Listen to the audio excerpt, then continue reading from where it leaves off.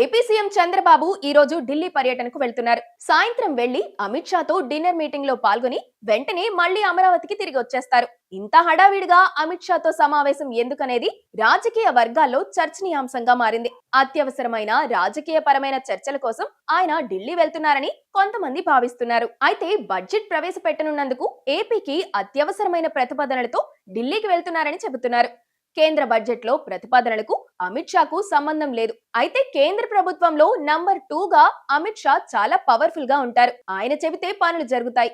అందుకే చంద్రబాబు ఆయన వద్ద నుంచే ఏపీ ప్రతిపాదనలు పంపాలని అనుకుంటున్నట్లుగా చెబుతున్నారు. చంద్రబాబు ఢిల్లీ పర్యటన ఏపీలో కొంతమందికి నిద్ర లేకుండా చేస్తుంది. ఏం చర్చిస్తారో, ఎలాంటి విషయాలు చర్చిస్తారో, ఎలాంటి పరిణామాలు జరుగుతాయోనని కంగారు పడుతూ ఉంటున్నారు. రాజకీయ నేతలు అంతర్గత చర్చల్లో చాలా విషయాలు మాట్లాడుకుంటారు. కానీ బయటకు చెప్పేది మాత్రం రాష్ట్రానికి సంబంధించిన అంశాలపై చర్చించామనే చెప్తారు.